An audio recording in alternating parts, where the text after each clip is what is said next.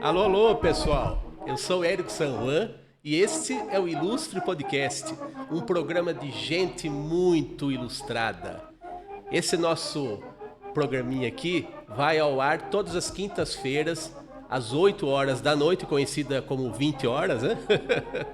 No canal do YouTube da Rádio Metropolitana de Piracicaba. Então, toda quinta-feira, às 8 da noite, você vai encontrar uma pessoa ilustre, um artista ilustre, um jornalista ilustre também, por que não? Gente ilustre e ilustrada, né? E vamos para mais um episódio dessa nova temporada com uma pessoa que é um ilustrador, é um caricaturista, essa palavrinha difícil que a gente tem que falar devagarzinho, senão destronca a língua e talvez o cérebro, né? Mas estamos aqui para orientar você de como pronunciar essas palavrinhas complicadas, né?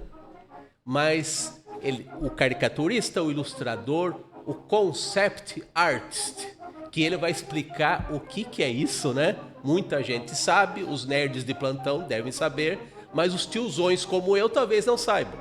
E pode ser que a nossa plateia ilustre do YouTube não saiba. E estamos aqui para explicar e não para confundir, já dizia o outro. Com vocês, Lucas Labels, com a palma de praxe. Sempre tem aí, rapaz, aquele protocolo da puxação de saco sincera. Imagina, é sincero. Seja bem-vindo, Lucas. Obrigadão, muito obrigado aí pelo convite e, agradeço demais, né, Érico? Tamo aí, vamos falar um pouco aí das dúvidas aí sobre a nossa área e falar um pouco, né, da trajetória aí. Só um pouquinho? O que você perguntar. Só um pouquinho? O que você quiser saber. O importante é a gente falar aqui, puxar o R, falar mesmo. O pessoal tem que entender só, né? De R em R a gente vai aqui, construindo, né? Aqui é dialeto, né? Mas é um dialeto acessível, né? A gente vai em frente aí com os R's todos e o alfabeto inteiro, né? Exatamente. Vamos embora, cara. Muito bom. Então a gente já levanta essa primeira lebre no nosso papo, né? O que é um concept artist?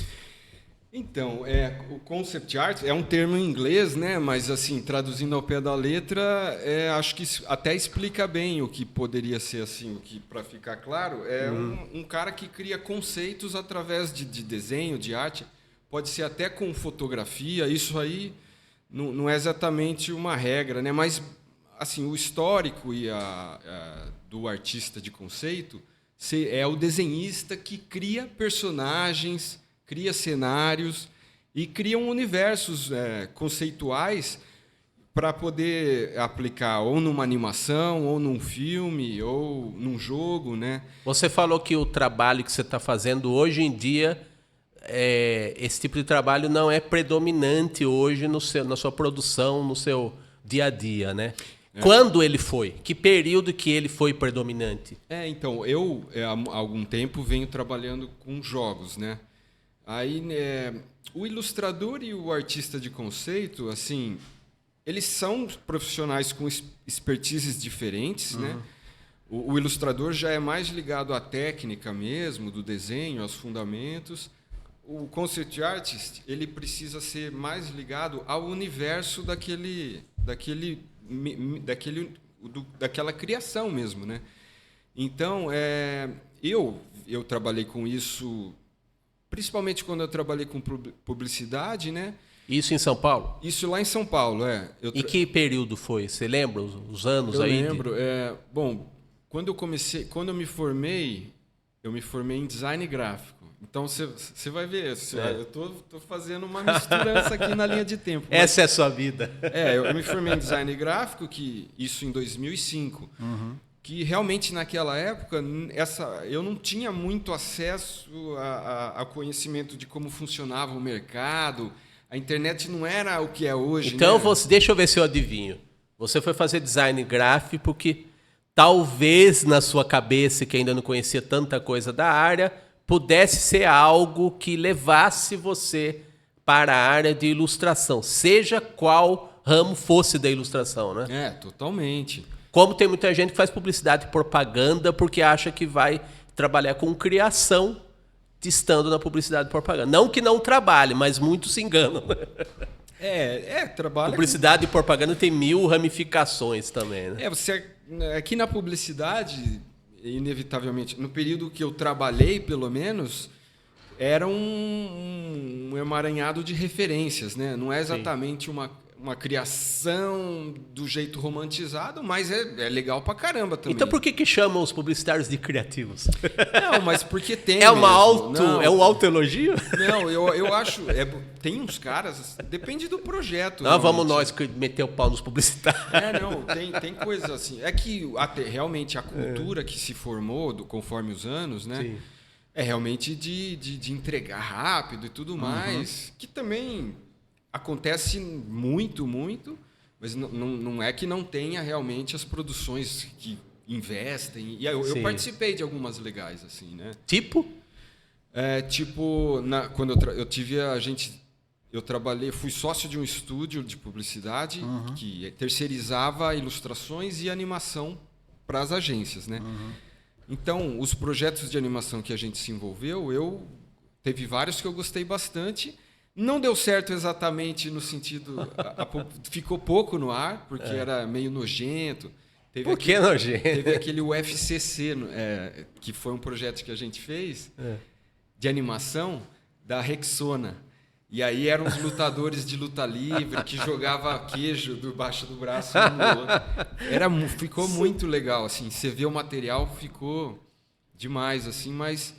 realmente, na hora de aplicar para o cliente, talvez não funcione especificamente. O cliente que achou nojento, é isso? Acabou ficando, na prática, um pouco nojento, assim, né? Porque eram uns queijos, assim. Assim, pro artista, pra gente que fez a arte, foi maravilhoso.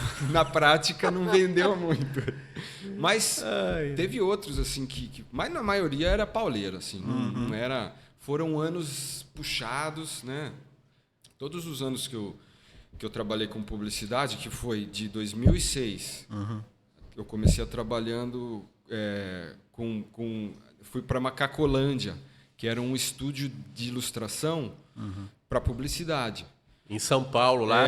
Super requintado, assim, eram uns caras muito bons, né? O Marcelo Braga, que é cara de quadrinhos, o Danilo Beirute, que é super de quadrinhos, né? E o Marcelo Dalducci, hoje ele é artista plástico, né? E o Bruno Monteiro. Então era um estudinho só a gente ali, né? Aí eles são mais velhos que eu. Eu entrei molecote de tudo. E aí os caras, eu estava mais acostumado à pintura acrílica devido ao salão, né? Salão Internacional de Humor de Piracicaba, Salão de Humor, que está completando 50 edições. Quis falar junto até. Outra palavra para destroncar o cérebro, a 50ª edição do evento ininterrupta. Outra palavra para destroncar a língua. Treinar, quebra. 50ª. Não, mas então... Bom, o pessoal entendeu. Entendeu.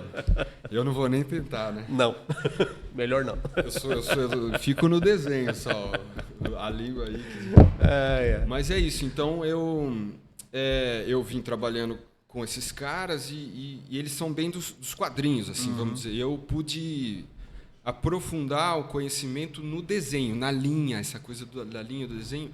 E aí eu já comecei a achar um pouco o que eu queria, assim no sentido de composição, estilo, né? Estilo, você acha que para alguém que trabalha na publicidade, ele é um empecilho, ele é um obstáculo, porque você tem que ser versátil? Então, foi mudando com o tempo, eu acho. Personalização, ela favorece o seu posicionamento dentro do mercado? Como profissional no mercado? Então, historicamente, nesse período principalmente, o que as agências procuravam era esse cara que tinha uma gama variável de estilos. Aí, acho que a partir de 2015, 2016, eu acho que as agências começaram a procurar os artistas com os estilos próprios mesmo, assim. Eu vi isso... Até eu comecei a receber mais. Olha isso. Por estar investindo mais no meu estilo pessoal. Acho que até é espantoso. Vamos tentar me colocar na posição de consumidor, né? De você ver, por exemplo, uma embalagem de biscoito, Passatempo, sei lá o nome que tinha quando ele fez, ilustrado pelo Spaca, que é um cara com estilo muito dele, muito característico, né? Bem específico. Pois é.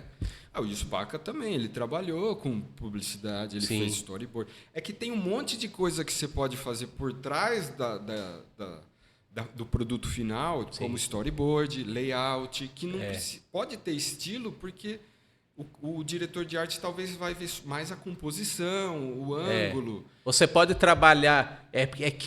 a animação, principalmente, ela envolve muita gente em diversas etapas da criação, né? Até a finalização, né? A pré-produção. Então você pode trabalhar nos bastidores, digamos assim, e atendendo a uma demanda até com um estilo específico mesmo. Com certeza. Que pode ser até o estilo da equipe e não do...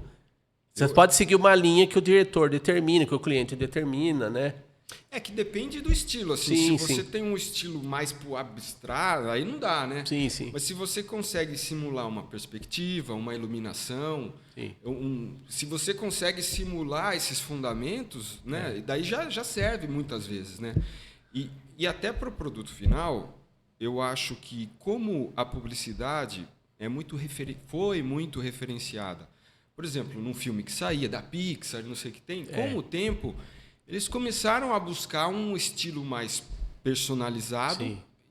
Por exemplo, a Vetor Zero, né, é uma produtora que já busca. Você vê, os caras investem muitas vezes num estilo de um artista e faz uma animação ao redor daquilo e fica a melhor peça publicitária que existe. Então, eu trabalhei até 2018 nesse universo, né? Eu tive o estúdio, né? Fui sócio junto com o Thiago Royce, com o Pedro Conte, que são caras que os nomes ficaram estratosféricos, né? Sim. E eu, desde essa época, já vinha me interessando pelas artes produzidas pelos jogos, que veio mudando bem nesse período, né? Eu comecei a ver uma linguagem muito mais de pintura a óleo mesmo, essa linguagem acadêmica quase, nesses concept arts, né, nesses conceitos feitos para os jogos. Então, era um investimento mais profundo na pré-produção dos jogos. E eles estavam querendo esses artistas que tinham essa linguagem um pouco mais até de pintura, né? Então, e é o que eu também me interesso bastante, né? Conforme a gente vai ver. E é isso, assim. Então, daí em 2018 eu parti para essa área de games e estou, desde então, fazendo esse trabalho já muito mais voltado para a ilustração mesmo. Que a ilustração, diferente do conceito, então o conceito é a criação, depois aquela criação pode virar um 3D, pode virar outras coisas. Vira um personagem animado no jogo. E a ilustração já é uma peça final que vai dentro do jogo, que abre o jogo, seria a capa do jogo, como se fosse a capa do livro mesmo, né? Eu acho muito interessante, né? Esse papo, a gente está falando de identidade, né? Que é o que todo mundo espera do artista, né? O seu jeitão, o seu estilo, a sua identidade. E o que nós vamos mostrar aqui é um resumão da sua trajetória em busca de uma identidade. Isso é uma trajetória... É a jornada do herói ilustrador, né? Não, nem tanto. Vamos aqui para o primeiro slide aqui, vamos dar essa geralzona, essa panorâmica pela carreira aqui do Lucas. Boa. Então, o que nós temos aqui? Me perdoe, eu sou relativamente melhor idade, então eu preciso da colinha. Esse aqui é o Joe Cabeleira. Isso. E tá evidente, mas pode ser que tem gente que não pegue a referência, né? No mínimo, as pessoas vão ver que isso daqui tem a ver com o universo do western, do faroeste, né? Sim, não. Que um diretor italiano aí, consagradíssimo, que você se inspirou no universo dele, e também tem essa característica aí do 3D, que você falou da Pixar e tudo, que são referências esmagadoramente... absurdamente fortes, né? E que eu, pessoalmente, eu não via muito identidade nesse tipo de trabalho. E até eu digo isso da sua busca por identidade, porque até o leigo, o cara que consome o que oferece para ele, os veículos, as coisas, os produtos de massa, né, vamos dizer assim, né, em grande escala, né, os Pixar da vida nos cinemas, streaming, eles acham que podem achar que é tudo meio a mesma coisa, e não é.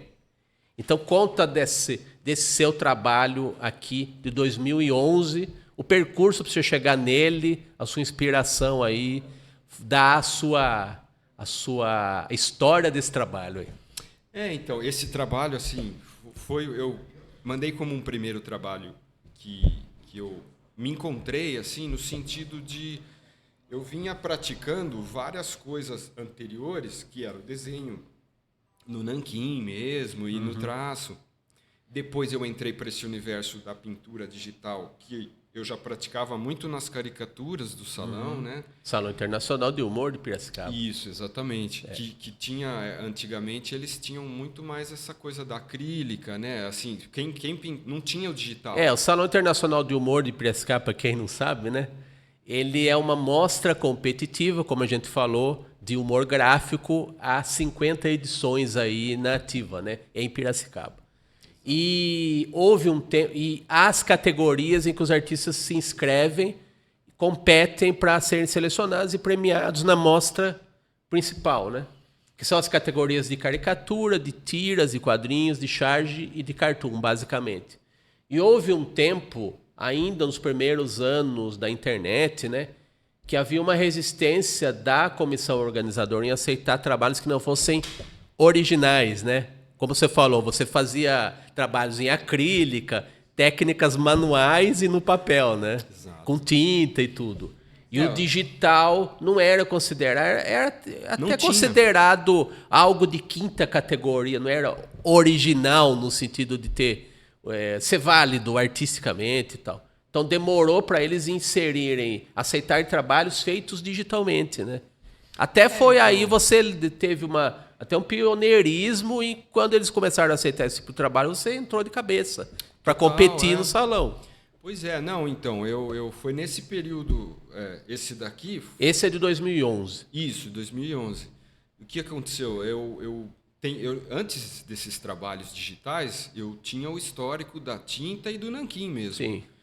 E... Você já fazia o 3D no papel, de alguma forma. Né? Eu já brincava... E isso vem da onde? Quando eu falo do salão, começa do Cárcamo, lá nos anos 80, quando abriu a categoria da caricatura, né? Cárcamo, que é um Gonzalo Cárcamo, Gonzalo Cárcamo, que é um super artista. Um mestre da aquarela, né? Da aquarela.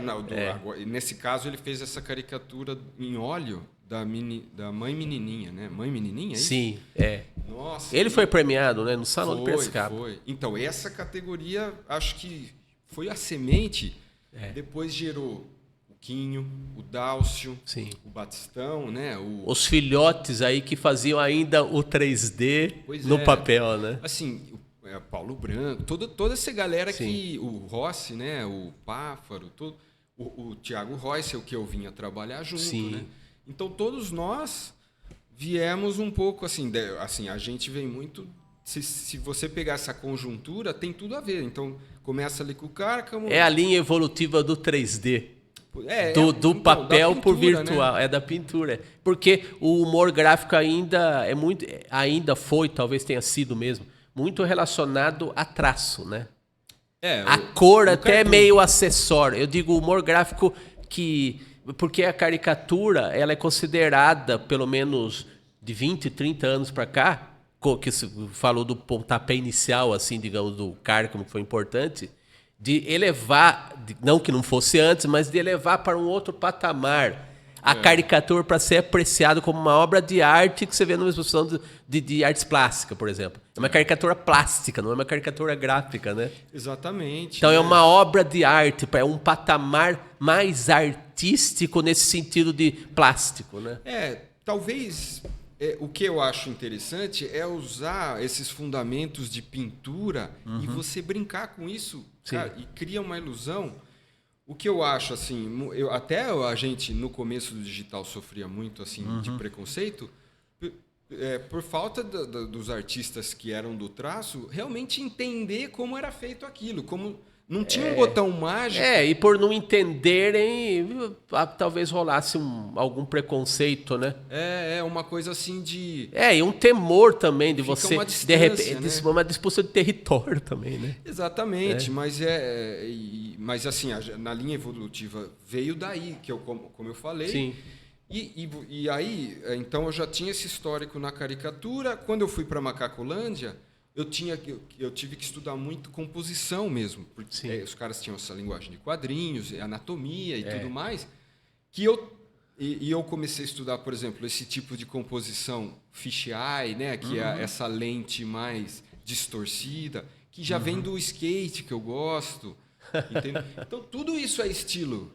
Apesar de não parecer um negócio quase assim ligado à fotografia, por exemplo, para fazer essa daqui, eu fui inspirado no Bom e o Mal, o Feio, né, os filmes de western, clássico, né, os clássicos do Ennio Morricone lá, o cara, o diretor italiano, que o Morricone é o das trilhas, né? Da trilha, o Leone é o diretor. Isso mesmo. Então, eu fiz escutando as trilhas, né? E a fotografia desses filmes tinha todo um lance da época que eu tentei trabalhar, né? Nas cores, e como estudo mesmo. Essa poeira, né? Isso é muito a atmosfera do western, né? Do então, faroeste. Até explicando, ele tem uma coisa meio escondida. É o Joey Cabeleira, o segundo mais rápido do Oeste. Então, ele está num duelo com o primeiro, que a bala tá chegando aqui. Então, não adianta nada ser o segundo. Minha né? nossa. O cara vai morrer igualzinho o terceiro, o quarto. Então, foi assim, você vê que tem uma ligação, como eu falei, com a lente do skate, que inconsciente eu trouxe, entendeu? Sim.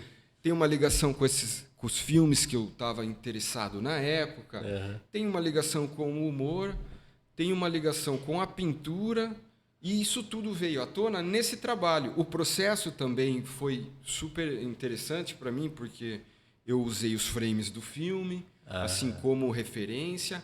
Aí eu fotografei o amigo meu, Pedro, nesse ângulo assim um pouco de baixo. Então, você teve uma cobaia, então? Tive. Ainda bem que não foi cobaia para bala, né? Não, para bala foi da cabeça mesmo. Foi na cabeça e foi da própria cabeça mesmo. Então foi assim, um pouco nessa busca de tentar trazer tudo que de uma forma assim mais espontânea possível.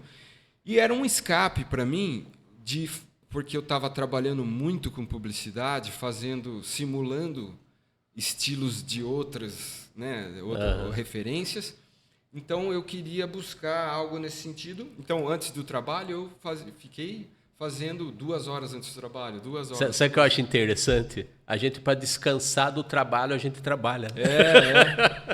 Mas tem que fazer isso. É legal demais. Eu já vi bastante artista que realmente acomoda. Depois é difícil, né? Você tentar buscar. Sim, você acostuma a fazer aquela coisa mecânica e não consegue depois. E o próprio mercado vai mudando. Se você fica muito engessado... É muito mutante o mercado, e é bom que nós sejamos mutantes, né? Tenhamos essa versatilidade. Vamos passar para o próximo? Vamos. A jornada continua, né? Passar para o próximo trabalho.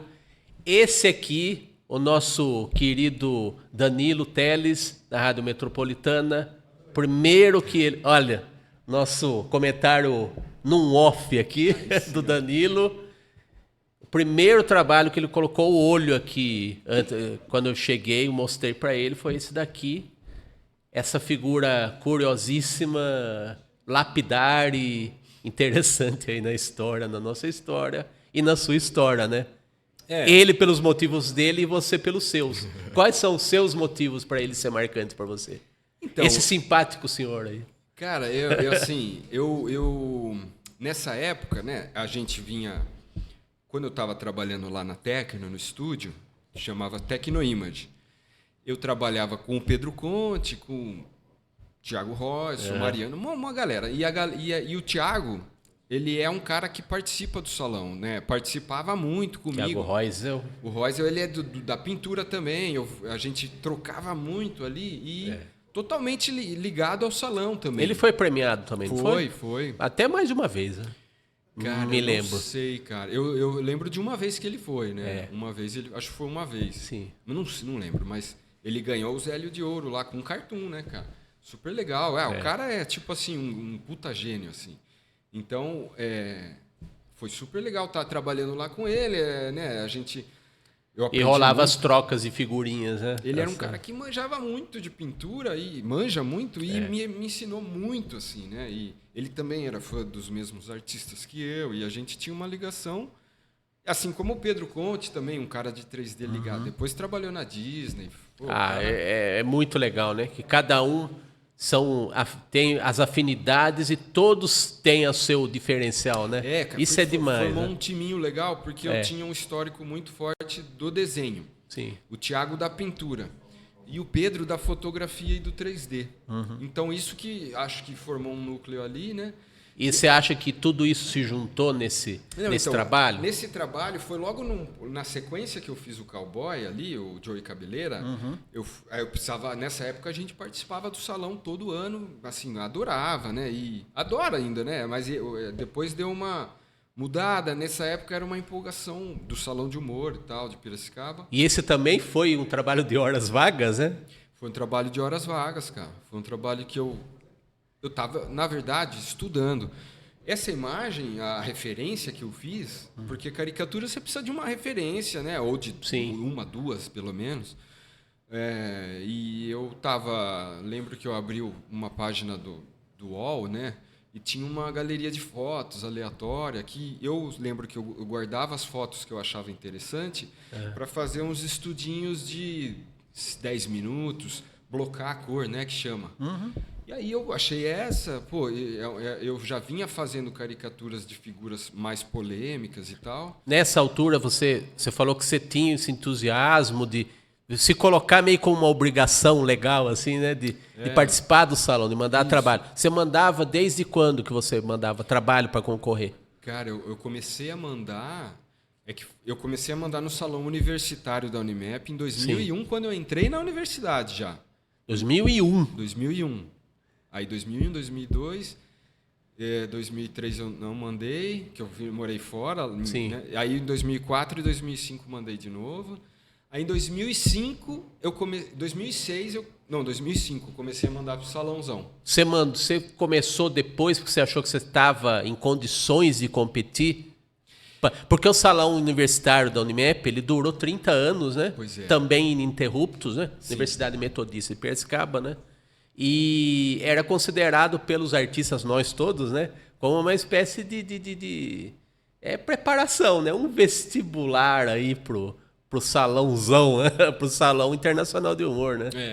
Então, você passava, digamos que fosse uma etapa para você chegar no topo, que seria o Salão Internacional de Humor, né? Eu acho que eu tava muito... Cada um com o seu significado, né? Sem depreciar de forma alguma, né? Imagina, não é porque não é porque é etapa porque era inferior, longe disso, né? Imagina, não, até agradecer o Camilo, Camilo Riani, se não fosse ele ali, né? Gerando, olha o que a coisa... Abriu um espaço... Pois é, e nessa época, o Salão Universitário, ele tinha um monte de artistas que participavam do salãozão e que eram muito ligados à caricatura, né? Essa coisa que eu te falei, que veio crescendo nos anos 90, Cuquinho, Kudácio, etc., Batistão, né?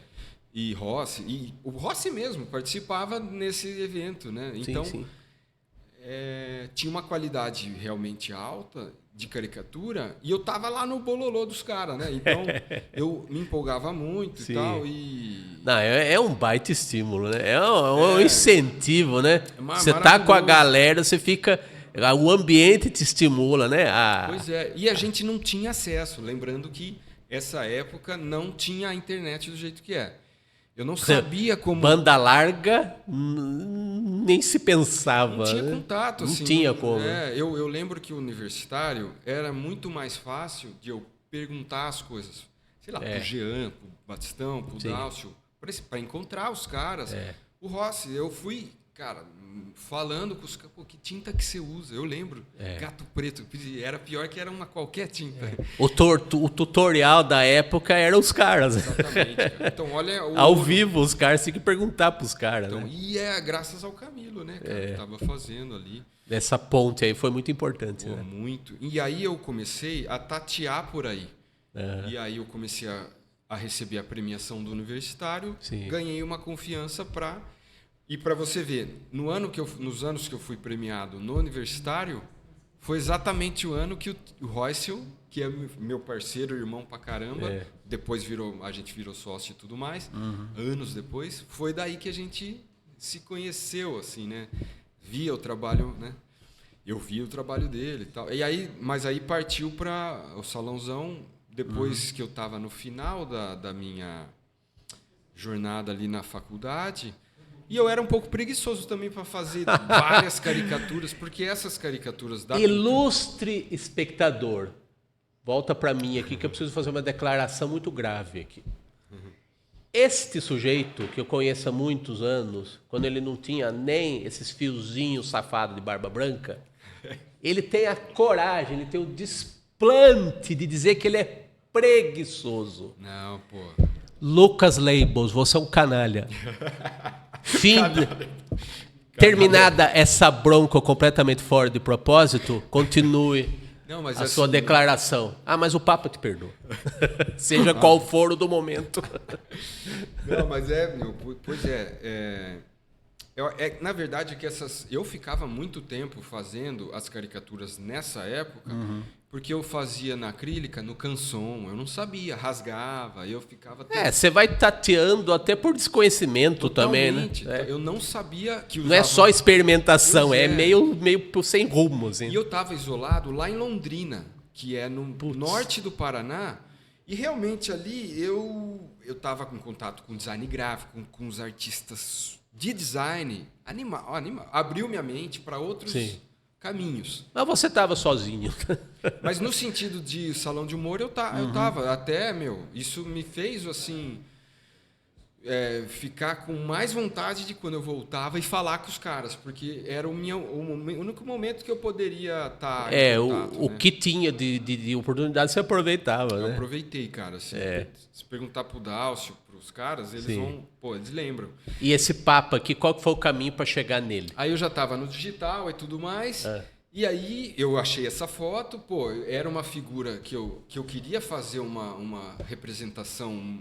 Acho que a caricatura tem uma verdade extra do retrato que é realmente a alma do cara. Então, eu não vou explicar exatamente, mas você vê, tem uma semiótica.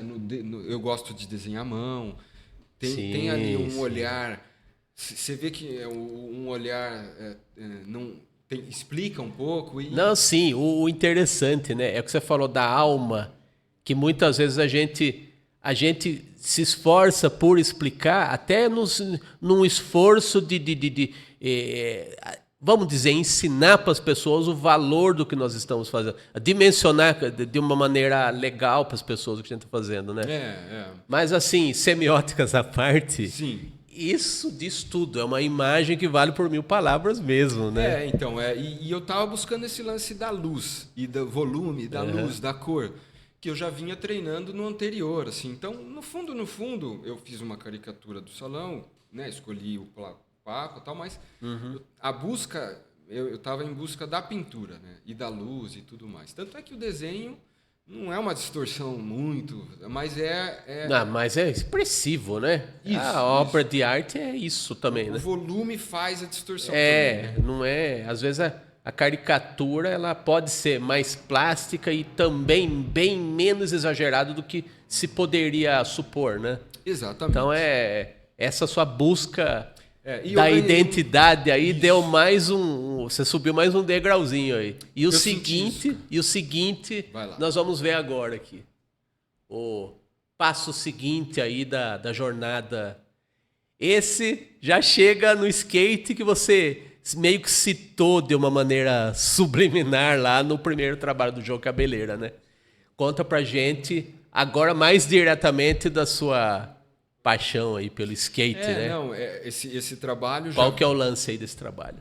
Esse já veio anos depois, assim, eu basicamente fiz no fim de 2017, então, dando um pulo aí, né? Dando um pulo. Dando um pulo Igual... no aéreo. Eu sempre gostei, quando eu era moleque, eu comecei, já andava de skate, sempre fui envolvido, sempre gostei. E então, esses trabalhos todos pessoais que a gente está mostrando, eu faço realmente buscando trabalhar o estilo e tudo mais, e para isso o tema é importante ser do seu universo, né? Você comentou, inclusive, para mim, em off, né, no e-mail, para falar a verdade, que é um trabalho que você meio que deu um chega para lá em referência fotográfica, né? Exato, Você se ousou aí meio que se libertar um pouquinho dessa que não é uma corrente, né? Referência, é uma base aí importante para você fazer um trabalho mais apurado. Mas nesse caso é uma criação mais solta, né? Não tem a referência fotográfica, você não se apoia nela, né? Exatamente. Eu tentei, eu usei referência, obviamente, assim, vamos dizer, o jeito que é a piscina, mas não uma ou duas assim que eu segui muito ou algo do tipo, que é uma tradição que veio até da caricatura, né, e tudo mais. Mas esse período, tecnicamente falando, essa libertação da referência para se criar o render, a luz, a textura de realismo, vamos dizer assim, como eu não usei, ele deu um poderzinho de confiança até para eu poder fazer o que eu quisesse. E até eu acho também, dando meu pitaquinho aqui, até acho que ele é mais caricatural que o Papa lá que você fez. Pois é. Ele é mais, sei lá, já puxa até mais pro desenho animado, no sentido de ser mais saltitante. É mais estilizado, né? Estilizado, Então, e aí a intenção era essa mesmo, que eu sentia no meu desenho, e ainda sinto, você tem que buscar, até a crítica é importante para isso. Você tem que buscar realmente os pontos que você pode melhorar. Se você ficar preso no que você já é bom, não é interessante. Então, eu vinha há um tempo querendo evoluir no engessamento que a pintura causa se você está querendo um realismo muito alto e fica preso na referência. Tá. Então, se você está preso na referência, significa que tem coisas a trabalhar nos fundamentos ali do desenho, da pintura, e aí você se libertar ou saber usar a referência a não ficar escravo daquilo, né? A não ficar preso àquilo.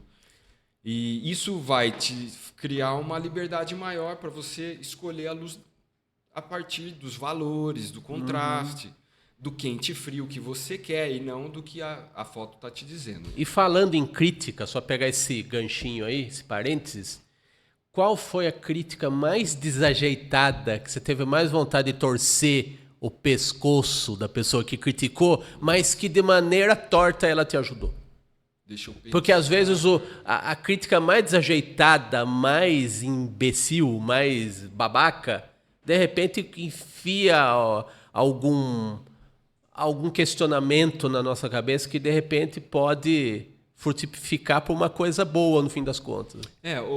O tiro sair pela culatra, assim, de alguma maneira. Crítica, assim, eu acho que uma crítica comum, principalmente anterior, lá para 2010, 2011, na pintura digital, é a crítica que a gente falou, que existia uma padronização no estilo que parecia Pixar, que parecia essas referências que a gente falou, o Dálcio, que é realmente... E realmente estava certo.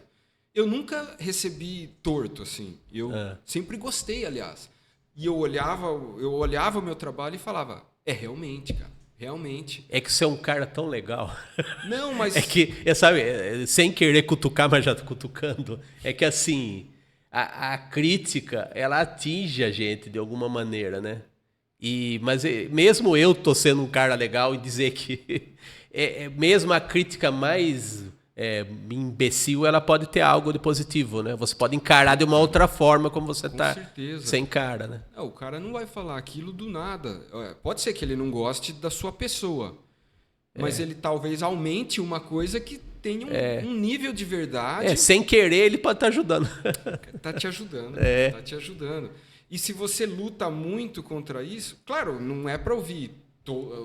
Tem hate mesmo, às vezes tem hate. A gente desenvolve um filtro pessoal, né? De uma defesa até, né? Tem que ver o que você pode aproveitar, né? Do que falam. Sim. A gente se expõe com os nossos trabalhos, inevitavelmente. Lucas Labels, você vai pro céu. É impressionante. Não. E vamos passar pro próximo trabalho, que a gente vai começar os finalmentes aqui do nosso podcast, desse episódio.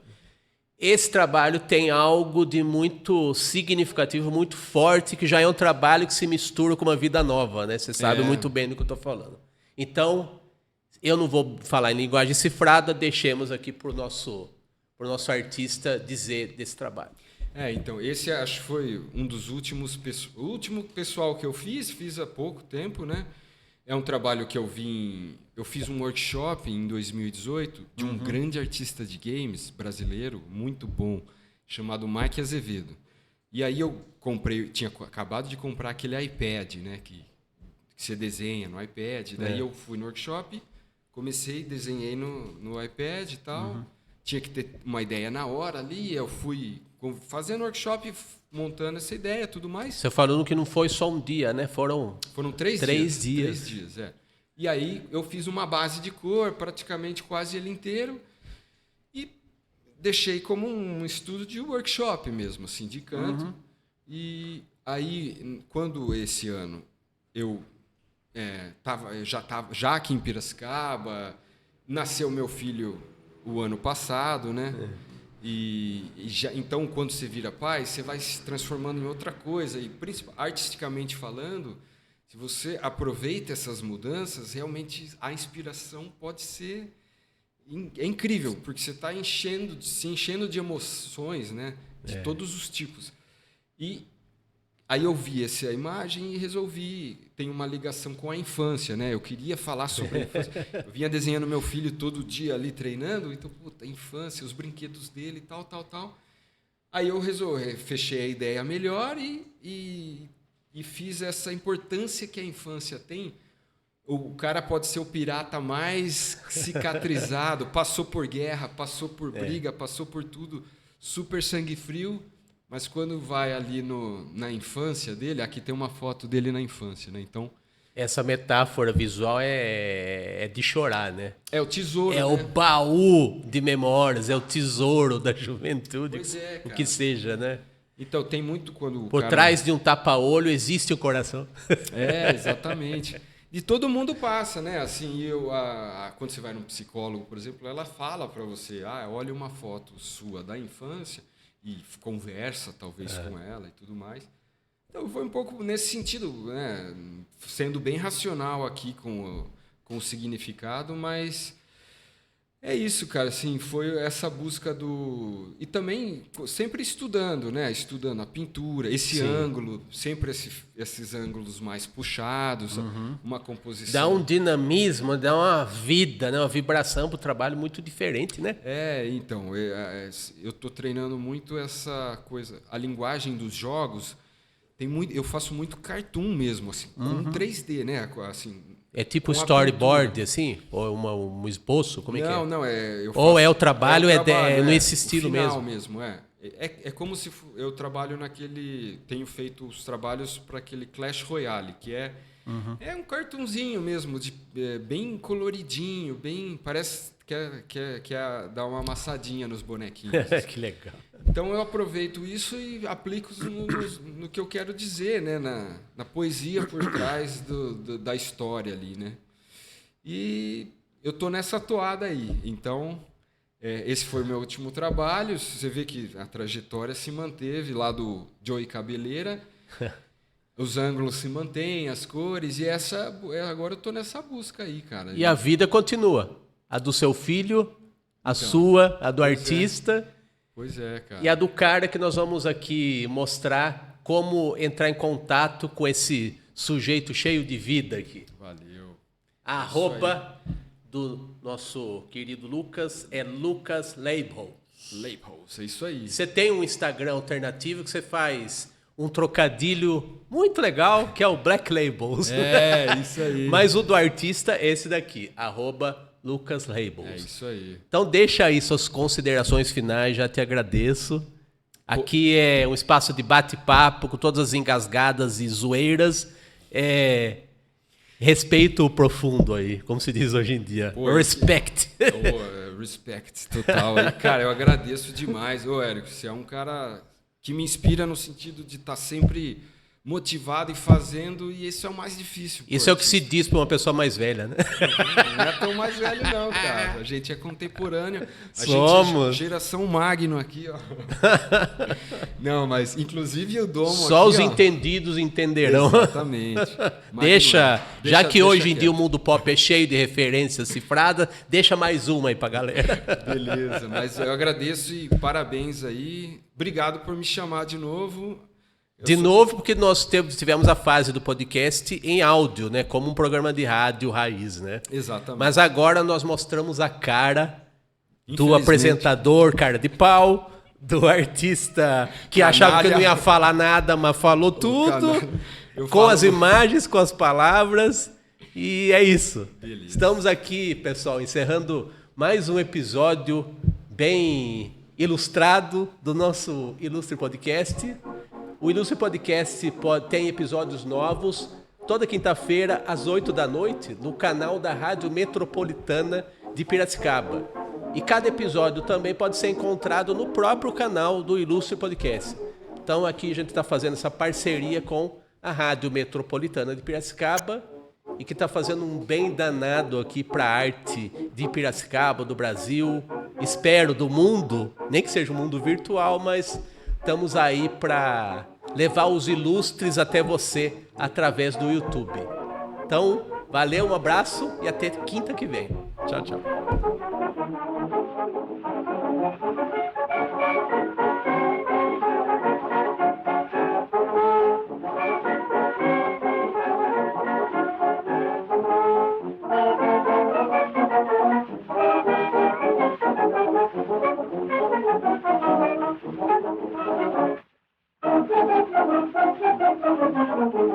Thank you.